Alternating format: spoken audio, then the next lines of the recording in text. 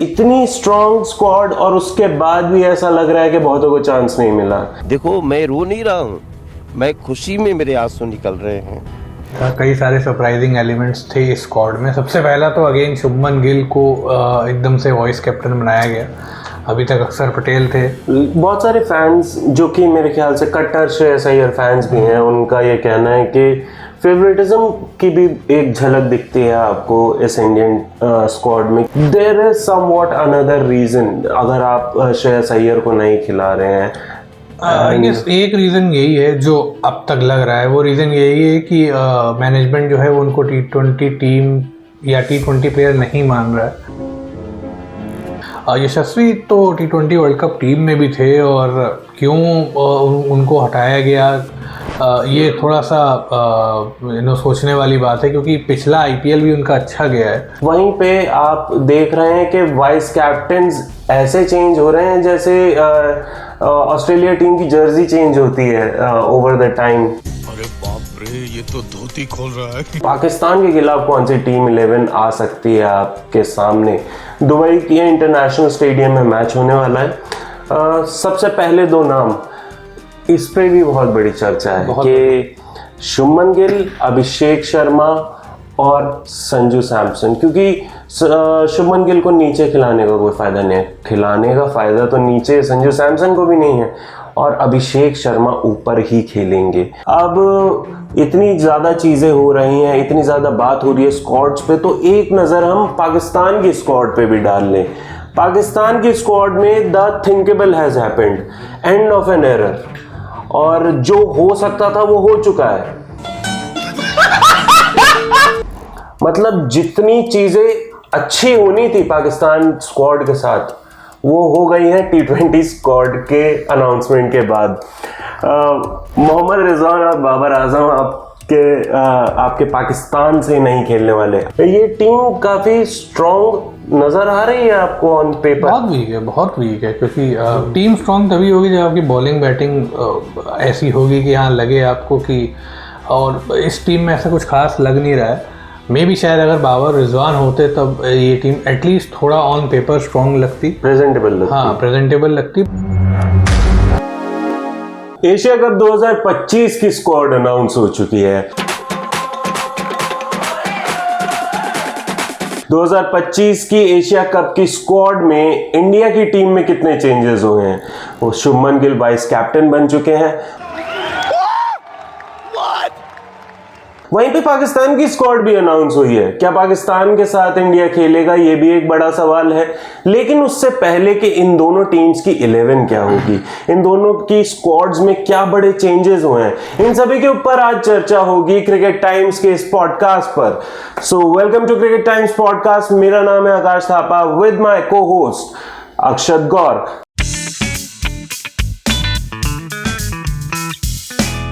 So let us start with this fiasco जो हो रहा है इंडियन क्रिकेट में।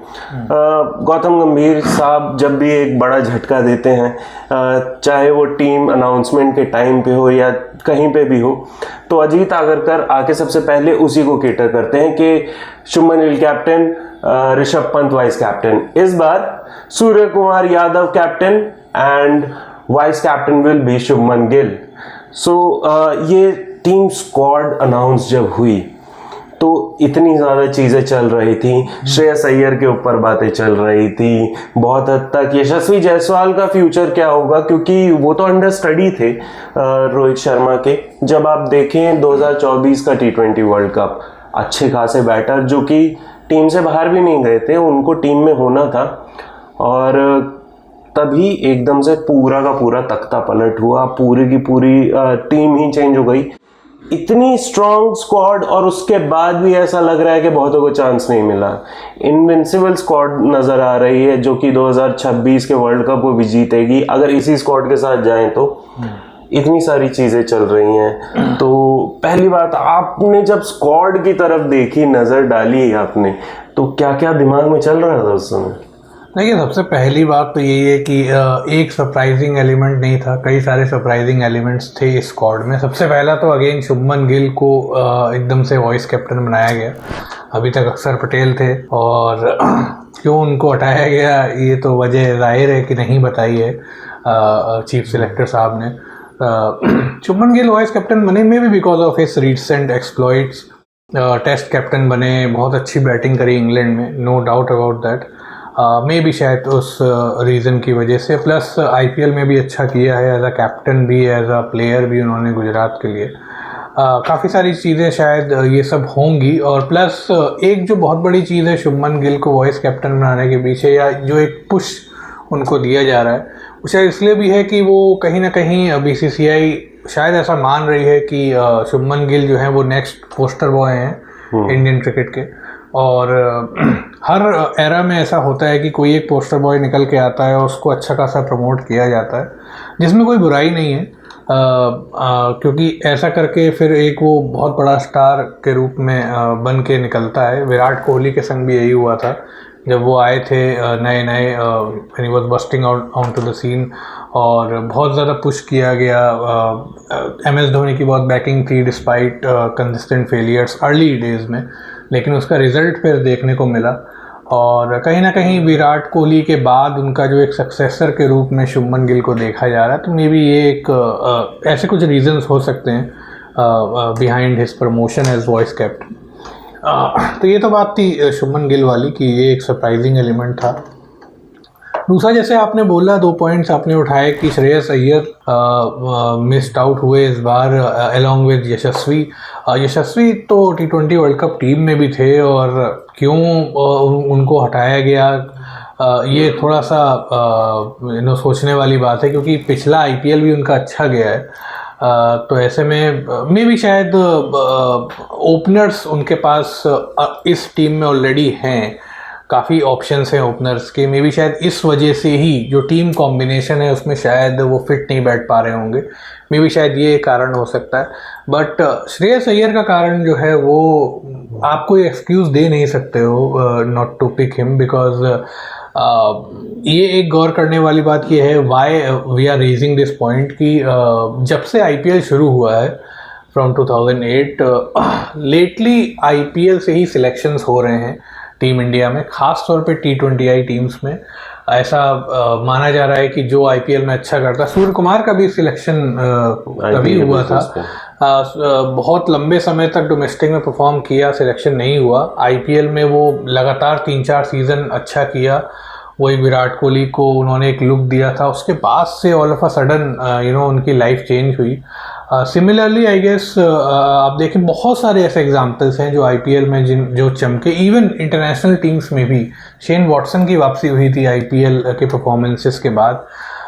तो अगर सिर्फ ये देखें स्टैंडर्ड्स, और चूँकि श्रेयस अय्यर ने एक टीम को जिताया टूर्नामेंट, उसके बाद दूसरी टीम को फाइनल तक पहुंचाया, तो आप देखें कि consistent performance as a captain and as a batter अगर रही है किसी की IPL में पिछले 2-3 सीजन्स में, तो अय्यर हैं, और उसके बावजूद उनको नहीं लिया जाना। अजीत अगरकर साहब ने ये बोला है कि वो डिजर्व करते हैं, बट शायद फिर भी वो जगह नहीं बना पा रहे हैं। Where do you want him to play? Where do you want him to play? I guess in the middle order, of course. क्योंकि आप मत भूलिए कि श्रेयस अय्यर एक संकट मोचक के तौर पर भी हैं इस टीम में। ODI वर्ल्ड कप में भी उन्होंने बहुत अच्छी इनिंग्स खेली थी। टाइम बाय टाइम वो ऐसा करते रहे हैं, बट मे बी उसके पीछे क्या वजह है ये वी डोंट नो, बट ये कुछ चीज़ें थी जो थोड़ा सा लगा खटका। इस T20 की जो स्क्वाड है इसमें आप कलखियाँ नहीं निकाल सकते कि किसे खिलाएं किसे ना खिलाएं, क्योंकि जब मैं शिवम दुबे की भी बात देख रहा हूँ, शिवम दुबे जब खेल रहे हैं तो वो अच्छा खासा बैकिंग है उनके पास के परफॉर्मेंसेस हैं। आप ये देख सकते हैं कि रिंकू सिंह को आप हटा सकते हैं, लेकिन रिंकू सिंह ने कुछ खराब नहीं किया है, उन्हें चांसेस ही नहीं मिले अपने आप को फ्लरिश करने के, अपने आप को प्रमोट करने के इतने ज़्यादा। तो रिंकू सिंह जिस पोजीशन पे है उस पोजीशन पे तो आपके पास प्लेयर ही नहीं है जो फिनिश कर सके उस पोजीशन पे आके एक क्लिनिकल नॉक खेल सके। जब आप पूरी की पूरी स्क्वाड को देखते हैं, आपके पास ओपनर्स की भरमार है, उसमें मैं थोड़ा सा बोलूँगा कि हाँ यशस्वी जायसवाल की किस्मत थोड़ा सा उनके साथ नहीं रही, लेकिन आप सब कुछ अपनी प्लेट पे नहीं रख सकते जब आपके पास 140 करोड़ का देश हो जहाँ पे हर कोई क्रिकेट खेल रहा हो और उनमें से भी बहुत सारे प्रोफेशनल क्रिकेटर्स हों। तो आप टैलेंटेड भले ही होंगे, आप सबसे अच्छे बल्लेबाज भी होंगे, लेकिन आपको थोड़ा सा बैकिंग चाहिए होता है। वो आपको सपोर्ट सिस्टम आपकी मैनेजमेंट देती है, जो जायसवाल अभी उस पर खरे नहीं उतर पाए हैं मैनेजमेंट की तरफ से, क्योंकि जायसवाल ने तो रन्स बनाए हैं। वो अभी तक इंडिया के सबसे ज़्यादा स्ट्रॉन्ग बैटर दिखाई दे रहे थे इंग्लैंड टूर से पहले। इंग्लैंड टूर में बहुत ज़्यादा अच्छा प्रदर्शन हुआ शुभमन गिल का, जिनका उन्हें फल मिला और वो T20 की टीम में भी आ गए। श्रेयस अय्यर के बारे में बात करते हैं। श्रेयस अय्यर जितनी कप्तान के तौर पे पारियां हों, जितनी बल्लेबाज के तौर पे पारियां हों, सब में फ्लरिश करके आए हैं। उनके जो स्टैट्स हैं वो बिल्कुल भी झुकलाए नहीं जा सकते। उनकी टीम फाइनल खेली थी IPL जैसे टूर्नामेंट की, उन्होंने डोमेस्टिक में अच्छा परफॉर्म किया। There is somewhat another reason अगर आप श्रेयस अय्यर को नहीं खिला रहे हैं। एक रीज़न यही है जो अब तक लग रहा है, वो रीज़न यही है कि मैनेजमेंट जो है वो उनको T20 टीम या T20 प्लेयर नहीं मान रहा है। अदरवाइज और कोई रीज़न नहीं हो सकता है, क्योंकि जैसे मैंने बोला कि आप IPL के बेसिस पे सिलेक्शन कर रहे हो। पिछले कई सालों से आप यही आपका प्रोसेस है कि जो IPL में अच्छा कर रहा है, 2-3 सीजन अच्छा कर रहा है, आप उसको ले रहे हो टीम में, और ख़ास तौर पर T20 टीम में। अभिषेक शर्मा भी वैसे ही आए हैं, IPL में परफॉर्म किया। आप देखो कंसिस्टेंट नहीं रहे वो, लेकिन वो जो 1-2 इनिंग्स उन्होंने खेली हैं वो कमाल की खेली हैं, इस बेसिस पे उनका सिलेक्शन हुआ। तो इसलिए अय्यर का सिलेक्शन ना होना थोड़ा सा वो एक पेचीदा टाइप का प्रश्न बन जाता है। बहुत सारे फैंस जो कि मेरे ख्याल से कट्टर श्रेयस अय्यर फैंस भी हैं, उनका ये कहना है कि फेवरेटिज्म की भी एक झलक दिखती है आपको इस इंडियन स्क्वाड में, क्योंकि हर्षित राणा, बहुत सब लोगों ने सवाल उठाए थे, लेकिन Harshit Rana should have been in this T20 squad, but Prasidh Krishna should also have been here in this squad as well, क्योंकि प्रसिद्ध कृष्णा को आप टेस्ट खिला रहे हैं, वो T20 बॉलर है, वो T20 बॉलर है, वो पर्पल कैप होल्डर है, और आपकी टीम में उनकी जगह नहीं बन रही है। और प्रसिद्ध कृष्णा 5 से 10 यार्ड तेज हैं उनसे, हर्षित राणा से। अच्छी वेरिएशंस हैं, जबकि हर्षित राणा पकड़ लिए गए हैं अब थोड़े से इंटरनेशनल क्रिकेट में, उन्हें खिला लिया गया है। वहीं पे आप देख रहे हैं कि वाइस कैप्टन्स ऐसे चेंज हो रहे हैं जैसे ऑस्ट्रेलिया टीम की जर्सी चेंज होती है ओवर द टाइम। T20 में अलग, हर जगह पे अलग अलग, अवे होम की अलग। अरे बाप रे, ये तो धोती खोल रहा है। तो बहुत ज़्यादा तनकीद करने के लिए चीज़ें छोड़ी हैं गौतम गंभीर और मैनेजमेंट ने। फिर जब उनसे सवाल पूछा जाए कि सिलेक्शंस ऐसी क्यों हुई हैं, तो वो कहते हैं कि वो सिलेक्टर थोड़ी हैं, जबकि टीम पूरी वैसी ही लग रही है जैसी गौतम गंभीर चाहेंगे कि उनके एम्बियंस में जैसी टीम थी। ये सवाल उठाना नहीं चाहता था कोई, लेकिन उठाना तो पड़ेगा, क्योंकि T20 स्क्वाड भले ही इनविंसिबल हो, लेकिन 2-4 नाम उसमें ऐसे खिसकाए गए हैं जो शायद जिन पे तनकीद हो सकती है, क्योंकि इनसे बेटर परफॉर्मर्स बाहर थे। बिल्कुल। और इस पे एक्चुअली में काफ़ी कंट्रोवर्सी भी हुई है जब से स्क्वाड आई है, या आप ये कह सकते हो जब से गौतम गंभीर साहब ने संभाली है कोचिंग की जिम्मेदारी। टेस्ट स्क्वाड में भी और ODI उससे पहले जब खेला था तब भी यही है, कुछ प्लेयर्स जो हैं वो बिल्कुल आप ये कह सकते हो कि आउट ऑफ द ब्लू एकदम से टीम में आ जाते हैं और कुछ एकदम से चले जाते हैं। जैसे कुलदीप यादव फॉर इंस्टेंस, कुलदीप यादव को मौका नहीं दिया पूरी टेस्ट सीरीज़ में, और अभी अगर आप इस T20 स्क्वाड को देखें तो भी ऐसा लग नहीं रहा है कि वो प्रेफरेंस में होंगे। बिल्कुल। मे बी वो मैचेस ज़रूर हो सकता है उनको मैचेस मिल जाएं, क्योंकि इंडिया ओमान के ख़िलाफ़ भी खेलेगी और ऐसी टीम्स के ख़िलाफ़ खेलेगी जो शायद इंटरनेशनली उतनी रिकग्नाइज नहीं है। मे बी शायद आप उनमें मौका दे दो, मे बी शायद उनमें बुमराह रेस्ट कर लें। तो आई गेस ये थोड़ा सा कंफ्यूजिंग सा मामला दिखता है, क्योंकि एक ऐसा बॉलर भी है आपके पास जो एक तो रिस्ट स्पिनर है, चाइना मैन है, बहुत कम चाइना मैन होते हैं वर्ल्ड क्रिकेट में, किसी भी एरा में आप देख लीजिए, और ऐसे में ऐसे बॉलर को चलिए आपने ले लिया है, पहले तो यही बहुत अच्छी बात है कि आपने ले लिया है उसको स्क्वाड में, लेकिन लिया तो आपने टेस्ट सीरीज में भी था, आपने नहीं खिलाया और इसमें भी ऐसा लग नहीं रहा है कि आप उनको चांस देंगे, बिकॉज T20 इवेंट है और जाहिर है कि आपको ऑलराउंडर्स आप प्रेफर करोगे और अक्षर पटेल ऑन एनी डे अक्षर पटेल उनसे ज़्यादा काबिलियत रखते हैं in terms of all round display of cricket. Kuldeep Yadav को बहुत तरीके से स्टुअर्ट मैकगिल बना दिया गया है शेन वॉर्न का, लेकिन हर कोई शेन वॉर्न थोड़ी निकलता है कि उनको हर किसी के बाद प्रेफरेंस मिल रही है। पिचेस उनके हिसाब की नहीं है, अरे वो बॉलर तो सारी पिचेस के हिसाब के है ना, but maybe there are different plans in every management which is not to play Kuldeep Yadav and take him with the team and the squad. बहरहाल ये कुछ चीज़ें थी जो कि इस इंडियन स्क्वाड में दिखी। अब टीम 11 के बारे में डिस्कस करते हैं। तो पाकिस्तान के खिलाफ कौन सी टीम 11 आ सकती है आपके सामने?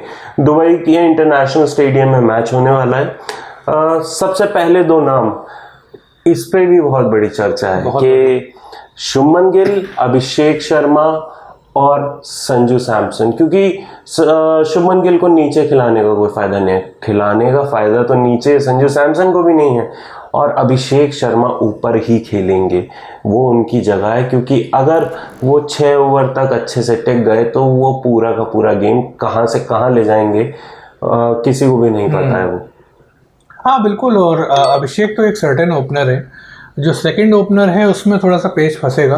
अगर शुभमन गिल नहीं होते इस टीम में तो जाहिर है संजू ही ओपन करते, लेकिन चूंकि संजू आईपीएल में भी मिडिल में खेल चुके हैं, राजस्थान रॉयल्स में भी, उससे पहले दिल्ली में भी जब वो थे, तो आई डोंट थिंक संजू को ऐसी कोई प्रॉब्लम होगी। 2 विकेट कीपर हैं इस टीम में, संजू के अलावा जितेश शर्मा है, लेकिन अगर संजू प्लेइंग 11 में रहते हैं तो जाहिर है कि जितेश नहीं खेलेंगे, एक ही विकेट कीपर खिलाएंगे। तो ऐसे में क्योंकि वॉइस कैप्टन को तो आप ड्रॉप करेंगे नहीं प्लेइंग 11 में, तो शुभमन गिल ओपन करेंगे along with Abhishek Sharma, and Sanju को आप नीचे देखेंगे मे बी शायद 5वें-6ठे पोजीशन पे।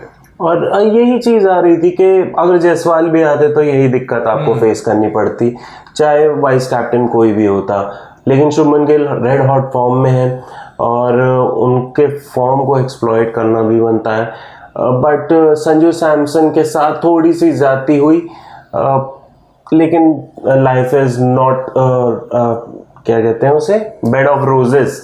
देखिए उनके फैंस के अकॉर्डिंग जाएं तो मेरे हिसाब से ये ज्यादती नहीं है, क्योंकि टीम में है वो एक वो भी दौर वो देख चुके हैं कि जब वो परफॉर्मेंस करते रहे हैं और टीम में भी सिलेक्ट नहीं होते हैं, तो I mean Sanju has to hope for the best, क्योंकि टीम में तो वो हैं, सो दैट सर्टेन कि उनको मैचेस तो मिलेंगे।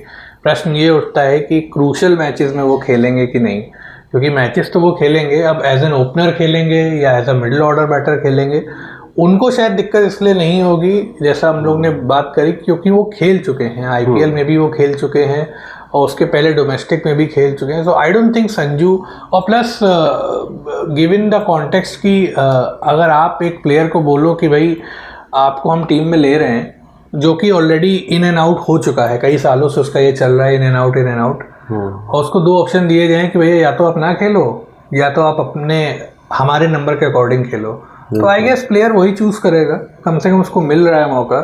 एक अगर आपको ध्यान हो, विराट कोहली ने एक इंसिडेंट सुनाया था, जस्ट इस बात को लेके मैं बोल रहा हूँ कि बहुत पहले की बात है, जब उनका टीम में सिलेक्शन हुआ था अर्ली डेज डोमेस्टिक के, तो उनसे पूछा गया था कि तुम कौन से नंबर पे खेलोगे, तो उन्होंने बोला था कहीं भी खिला दो, बस मुझे टीम में ले लो। तो आई गेस ये चीज़ें होती हैं कि एक प्लेयर को मौका चाहिए। आई डोंट थिंक वो इतना मैटर करता है कि वो कहाँ किस नंबर पे खेलेगा, अगर उसको मौका मिल रहा है तो आई गेस उसको भुनाना चाहिए। वहीं पे जब विराट कोहली ने ओपनिंग की थी उस मैच में, और वहीं पे जब ओपनिंग के बारे में पूछा गया था वीवीएस लक्ष्मण से, तो उन्होंने दरवाज़ा बंद कर दिया था अपने रूम का कि मैं नहीं जाऊंगा ओपनिंग। तो सबकी अपनी अपनी प्रेफरेंस होती है। हो सकता है कि अभिषेक शर्मा आपको कहीं और किसी और पायदान पे बैटिंग करते हुए देखें, लेकिन मोस्टली शुभमन गिल और अभिषेक शर्मा आपको ओपनिंग करते हुए दिखेंगे, क्योंकि वन डाउन पे नहीं आएंगे शुभमन गिल। हाँ, और दोनों के बीच केमिस्ट्री भी अच्छी है, पुराने दोस्त हैं, पंजाब के हैं दोनों, और स्टेट टीम्स दोनों की एक ही रही हैं, और दो भाई दोनों तो भाई वाली बात है। तो ये ओपनर्स रह सकते हैं प्लेइंग 11 की अगर बात करें। Shubman Gill along with Abhishek Sharma. तीसरे नंबर पे कौन आ रहे हैं? तीसरे नंबर पे होंगे आपके तिलक वर्मा। तिलक वर्मा के अलावा आप किसी को भी नहीं सोच सकते, क्योंकि जैसा फॉर्म उनका चल रहा है, वो काउंटी में भी अच्छा खेल के आ रहे हैं, वाइट बॉल फॉर्म अच्छा चला उनका। फिर चौथे नंबर पे सूर्य कुमार यादव। ये दोनों स्वैप कर सकते हैं आपस में कभी भी गेम सिचुएशन के हिसाब से, तो आपको ये दोनों नंबर 3 और 4 पे तो दिखने वाले हैं। हाँ बिल्कुल। और तिलक ने अभी तक जितने भी मौके उनको मिले हैं उन्होंने इम्प्रेस तो किया है, देयर इज़ नो डाउट। और सूर्या तो ऑलरेडी उस पायदान पे पहुंच चुके हैं कि वो उनकी बात करी जाती है in the same context, in the same breath like AB de Villiers की वो 360 हैं और वैसे प्लेयर हैं। तो ये आई गेस ऑर्डर सही है। तीसरे पे Tilak and then followed by the captain. पांचवें नंबर पे आप अगर देखें तो आपके लिए हो सकते हैं मोस्टली मेरे ख्याल में शिवम दुबे, संजू को आई गेस आएंगे पांचवे पे। संजू सैमसन को। हाँ, Sanju Samson as a batter हैं वो और विकेट कीपर हैं, तो क्योंकि शिवम दुबे आई गेस वो एक थोड़े से वैसे ऑलराउंडर हैं कि जिनको कम बॉल्स मिलेंगी और वो आके सीधा हिट करेंगे। संजू क्या है कि अगर मान लीजिए ऊपर विकेट गिरते भी हैं तो पार्टनरशिप बना सकते हैं। तो पांचवें नंबर पे Sanju seems to be a good choice. But do you think कि संजू सैमसन भी तीसरे नंबर या चौथे नंबर पे आ सकते हैं? आ सकते हैं। सूर्या देखिए जाने जाते हैं अपना बैटिंग ऑर्डर कुर्बान करने के लिए, वो पहले भी ऐसा कर चुके हैं। तिलक को उन्होंने कुर्बान ही किया था, उन्होंने छीन लिया। वो पहले तीसरे पे ही आते थे कुछ समय पहले तक। उन्होंने कुर्बान किया अपने मुंबई इंडियंस टीममेट के लिए कि जाओ भैया तुम ही थोड़ी दिखाओ जलवा, और उन्होंने ऐसा दिखाया कि सूर्य कुमार को परमानेंटली शायद आने वाले मैचेस में ऐसा दिखेगा कि अपना ऑर्डर चेंज करना पड़ा। तो आई डोंट थिंक सूर्या को बहुत चिल्ड गाय हैं, आई डोंट थिंक उनको ऐसा कोई दिक्कत होगी। तो ये शायद शफल होगा depending on the team plans. बिल्कुल। तो पांचवें नंबर पे संजू सैमसन को रखते हैं और छठे नंबर पे होंगे हार्दिक पांड्या। हार्दिक पांड्या का ये रोल मैं फिक्स करना चाहूँगा, क्योंकि शिवम दुबे आ सकते हैं सिचुएशन के हिसाब से, बट हार्दिक पांड्या से ज़्यादा अच्छा प्लेयर आपको छठे नंबर पे नहीं दिखेगा, क्योंकि फिनिशर भी है। नो डाउट क्लच प्लेयर हैं और आप कह सकते हो कि बैकबोन हैं इस टीम की। क्राइसिस मैन भी हैं हार्दिक पांड्या बहुत बार, और ख़ास तौर पे जब ऐसे बड़े इवेंट्स आते हैं तब हार्दिक का एक अलग ही रूप दिखता है। बहुत अच्छा परफॉर्मेंस देते हैं। बायलैटरल सीरीज़ में आप शायद कहोगे कि भाई ये वो हार्दिक नहीं है, लेकिन जब क्रंच टूर्नामेंट्स आते हैं, क्रंच मैचेस आते हैं, तब वो दिखाते हैं कि वो किस लेवल के प्लेयर हैं। तो आई गेस ये नंबर बहुत सूट करता है हार्दिक को। सातवें नंबर पर आएंगे, मेरे को लगता है कि रिंकू सिंह ही आएंगे। शिवम दुबे को डालेंगे नहीं वो टीम में। जिस तरीके से गौतम गंभीर की सोच रहती है, मोस्ट प्रॉब्ली रिंकू सिंह आएंगे, बट शिवम दुबे हम डाल देते हैं क्योंकि वो बॉलिंग भी करते हैं अच्छी खासी। बॉलिंग करते हैं, plus Shivam Dube has more I think range of shots as compare to Rinku. Hitting power जो है उनकी वो थोड़ी सी ज्यादा अच्छी है, क्लियर कर देंगे बड़े स्टेडियम में। यूएई जैसी कंडीशंस में वो स्पिनर्स को भी ठीक खेलते हैं, अच्छा खेलते हैं। इनफैक्ट हम लोग ने देखा है आईपीएल में जब भी गेम थोड़ा सा स्लो होता है, स्लो बॉलर्स आते हैं, तो शिवम दुबे की हिटिंग देखने को मिलती है। एक साथ 3-4 छक्के लगा सकते हैं। इस मामले में थोड़ा सा शिवम दुबे एज आउट करते हैं रिंकू को। तो शिवम दुबे 7वें नंबर पर। 8वें नंबर पर आएंगे आपके अक्षर पटेल, जो कि कभी 3 पे कभी 4 पे खेल रहे थे। अक्षर पटेल को हम 8वें नंबर पे रखेंगे। Farmer vice captain and captain of Delhi Capitals. वहाँ पे से फॉर्मर तो नहीं लगने वाला है। खैर आगे बढ़ते हैं। अक्षर पटेल के ऊपर कोई ज़्यादा बात नहीं होगी, क्योंकि वो जो भी काम करते हैं वो अच्छे से ही कर रहे थे। वाइस कैप्टन भी थे तो भी अच्छे थे, खेल रहे थे, अच्छा खासा खेल रहे थे। बैटिंग में उन्होंने वर्ल्ड कप जितवा दिया, और इससे ज़्यादा क्या चाहिए आपको उनके बैटिंग प्राउवेस जानने के लिए। स्पिनर वो बहुत सही हैं और अच्छे खासे लेफ्ट आर्म स्पिनर है। Perfect replacement for Jadeja in T20 eyes, लेकिन जडेजा का भी कोई रिप्लेसमेंट हो नहीं सकता क्योंकि गन फील्डर थे वो। आगे बढ़ते हैं 9, 10 और 11। यहाँ पे कंटेंशन आपको कुलदीप यादव की दिखती, लेकिन कुलदीप यादव अभी आई डोंट थिंक सो कि दुबई के पिचेस पे आने वाले हैं। और जिस तरीके की गौतम गंभीर की सोच है, आई गेस अगर उनकी सोच पे जाएं और मैनेजमेंट पे जाएं तो एक वो चाहेंगे कि थोड़ा सा मिस्ट्री डालें और उसके लिए वरुण चक्रवर्ती को वो ला सकते हैं। अगेन स्लो कंडीशंस रहेंगी, मे बी कुलदीप को मौका मिल सकता है, but just going with the style of his coaching गंभीर, आई गेस वरुण को मौका मिलेगा ओवर कुलदीप। और वरुण चक्रवर्ती ने साबित भी किया है जिस तरीके से वो गेंदबाजी कर रहे हैं। एक परफेक्ट बॉलर निकल के आए हैं इंडिया के मैच विनिंग के लिए। चैंपियंस ट्रॉफी आप देख लें, चैंपियंस ट्रॉफी में भी उन्होंने अच्छा खासा परफॉर्म किया है। तो वरुण चक्रवर्ती आपको 9 नंबर पे दिखेंगे। 10 और 11 उसमें कोई शक नहीं है कि 11वें नंबर पे होंगे जसप्रीत बुमराह और 10 नंबर पे होंगे अर्शदीप सिंह। अर्शदीप सिंह और हर्षित राणा में कंटेंशन है। आप देख पाएंगे कि हर्षित राणा को खिला लें, लेकिन आई डोंट थिंक सो कि अर्शदीप की जगह पे हर्षित राणा फिट होंगे। I guess Harshit Rana as a backup ही रहेंगे बुमराह के। अगर बुमराह जिस मैच में रेस्ट करेंगे शायद तब आप हर्षित को देख सकते हैं। फिलहाल जो प्लेयर्स हैं उनको देख के ऐसा ही लगता है। बिल्कुल। और ये थी इंडिया की 11 जो कि पाकिस्तान के खिलाफ खेल सकती है। अब इतनी ज़्यादा चीज़ें हो रही हैं, इतनी ज़्यादा बात हो रही है स्क्वाड्स पे, तो एक नज़र हम पाकिस्तान की स्क्वाड पे भी डाल लें। पाकिस्तान की स्क्वाड में the thinkable has happened, end of an error, और जो हो सकता था वो हो चुका है। मतलब जितनी चीज़ें अच्छी होनी थी पाकिस्तान स्क्वाड के साथ वो हो गई हैं T20 स्क्वाड के अनाउंसमेंट के बाद। मोहम्मद रिजवान और बाबर आजम आपके पाकिस्तान से नहीं खेलने वाले। आपके मतलब जो पाकिस्तानी जनता है उसके लिए ये 2 प्लेयर्स नहीं खेलने वाले। तो खुशियां मनाएं, लड्डू बांटें, क्योंकि आपकी शायद स्ट्राइक रेट और ख़राब हो सकती है जब आप भारत से मिलने इस मैच में, या फिर शायद अगर भारत खेले इस मैच में। तो फ़खर जमान इनकी स्क्वाड में है। हसन नवाज, मोहम्मद हारिस, साहिबजादा फरहान, साइम आयूब, सलमान आगा जो कि इनके कप्तान हैं, फ़हीम अशरफ, हुसैन तलत, खुशदिल शाह, अबरार अहमद, हारिस रौफ, हसन अली, मोहम्मद वसीम, सलमान मिर्ज़ा, शाहीन शाह अफरीदी, सूफियान मुकीम, और रिजर्व में है शायद मोहम्मद नवाज। तो ये थी स्क्वाड पाकिस्तान की। अब पाकिस्तान की प्लेइंग 11 क्या हो सकती है? आपको कुछ कहना है प्लेइंग 11 पे? ये स्क्वाड देख के क्या होगा? Before I start with the playing 11, आपने बोला thinkable has happened, I think unthinkable has happened, क्योंकि पाकिस्तान में भी ऐसा ही कल्चर है कि वो एक स्टार कल्चर बना देते हैं।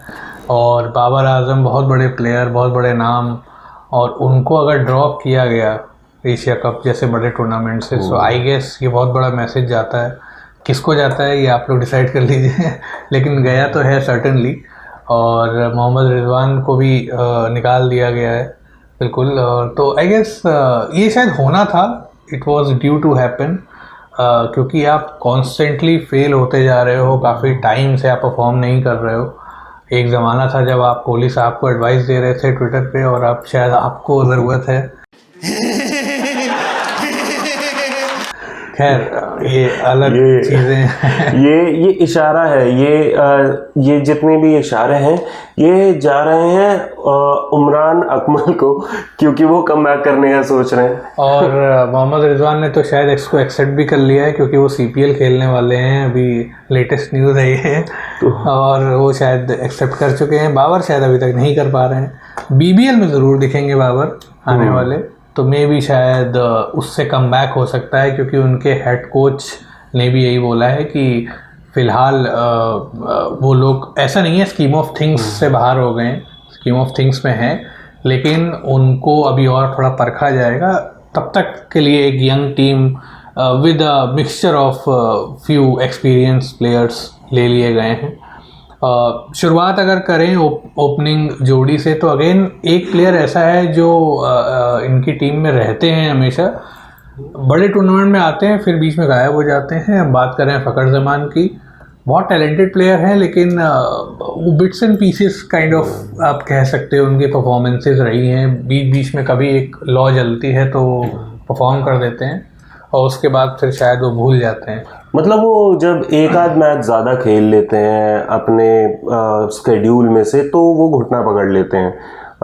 वही हाल उनकी नई आने वाली जनरेशन का भी होता है कि वो ज़रा सा तेज़ दौड़ लेते हैं तो उनका पैर चटक जाता है। मैं बात कर रहा हूँ साइम अयूब की, जो कि अच्छे खासा एक्स फैक्टर दिखे हैं पाकिस्तान टीम में। फ़खर ज़मान और साइम अयूब आपको ओपनिंग करते हुए देखेंगे मोस्ट प्रॉब्ली।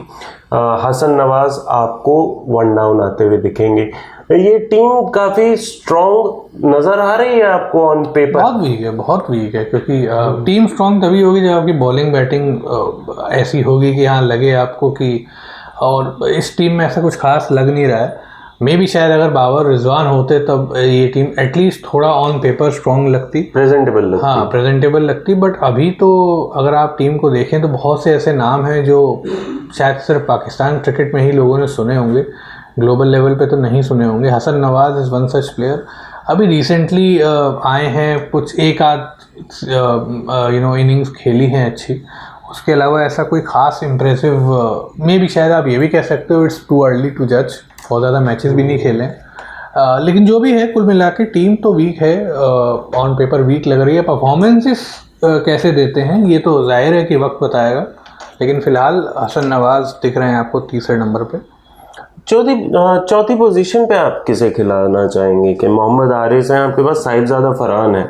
साहिबजादा फरहान अच्छे खासे बैटर नज़र आए हैं आपको, अभी हालिया फॉर्म भी उनका ठीक ठाक चल रहा था।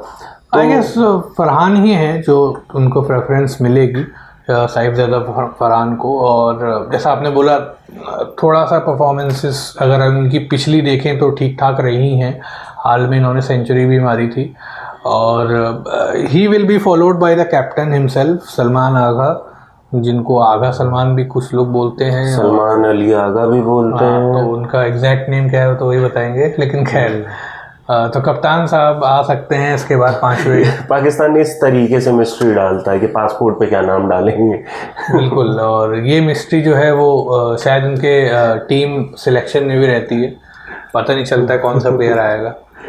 लेकिन एक प्लेयर तो हमेशा वापस कम बैक करता है, और खैर उस प्लेयर के बारे में बाद में बात करेंगे। फ़हीम अशरफ एक ऑलराउंडर की हैसियत से दिखेंगे आपको, और इन्हें अगर हम छठे पोजीशन पे डालें तो ज़्यादा बेटर रहेगा। छठे पोजीशन पे एक विकेट कीपर डाल सकते हैं हम, पहले मोहम्मद हारिस को। मोहम्मद हारिस छठे पोजीशन पे आएंगे। 7वें पे आप फ़हीम अशरफ को रख सकते हैं।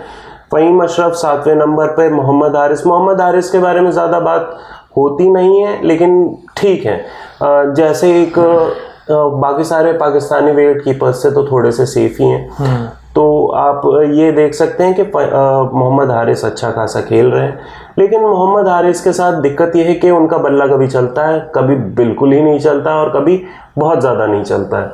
तो Mohammad Haris touch and go player भी नहीं है। मोहम्मद हारिस बस गो एंड गो प्लेयर के तौर पे आपको दिखते हैं टीम के अंदर।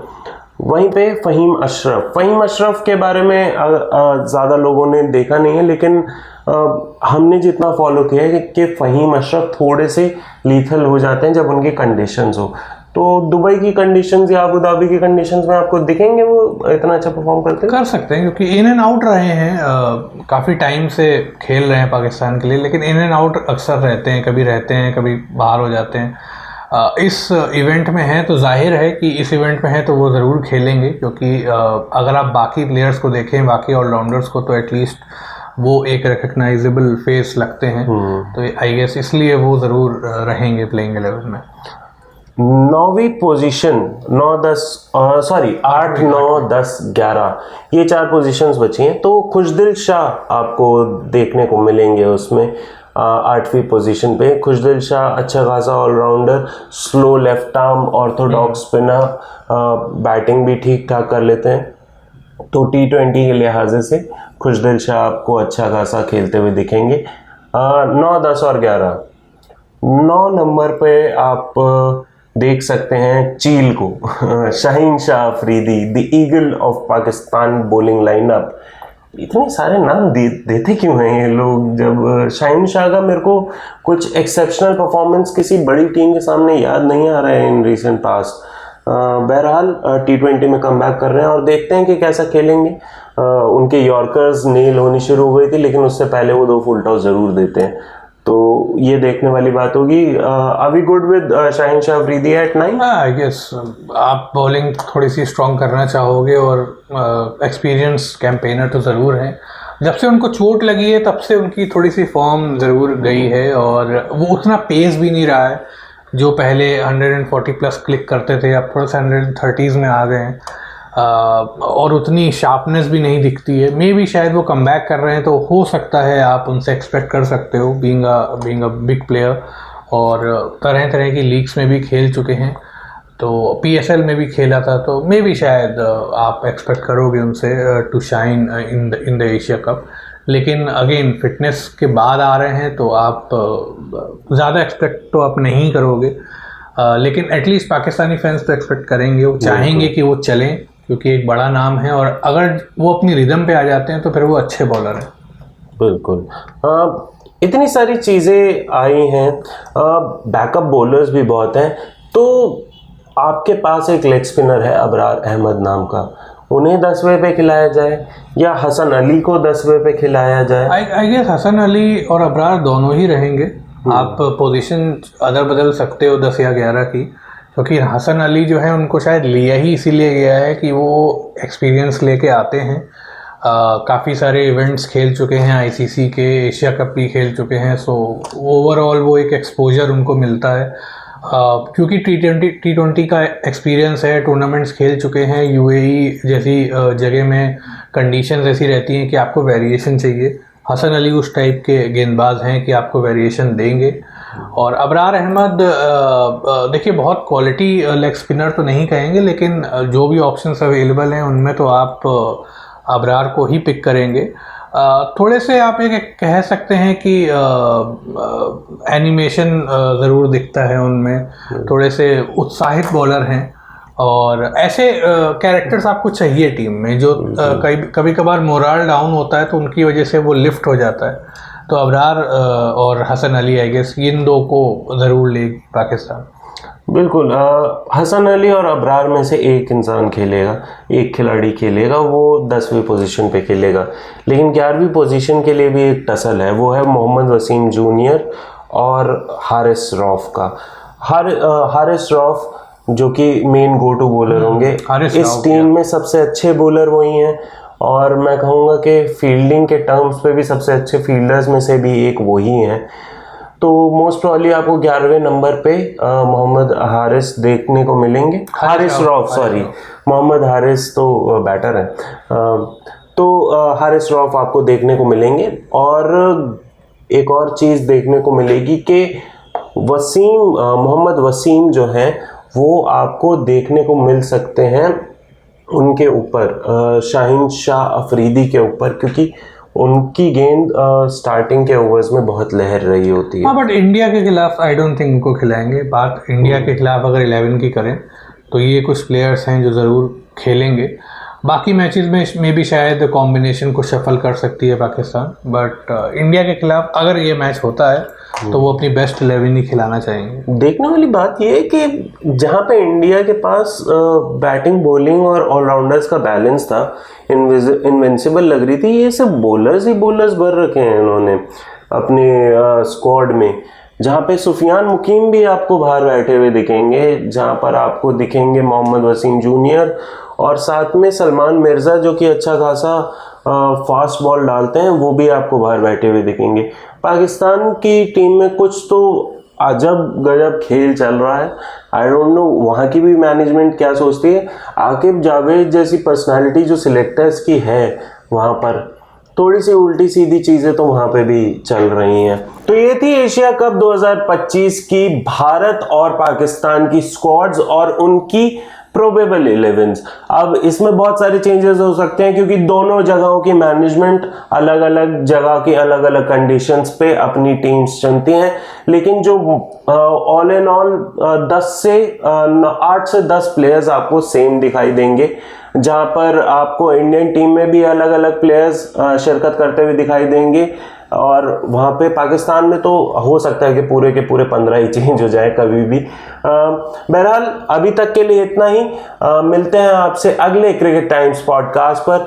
अगर आपको ये वीडियो पसंद आती है तो लाइक करें इस वीडियो को, शेयर करें अपनी अपनी प्रोबेबल 11s कमेंट में और शेयर करें इस वीडियो को अपने दोस्तों के साथ। और अगर आप कोई भी न्यूज़ मिस नहीं करना चाहते हैं क्रिकेट टाइम्स से तो प्लीज़ बेल आइकन को टैप कर दें।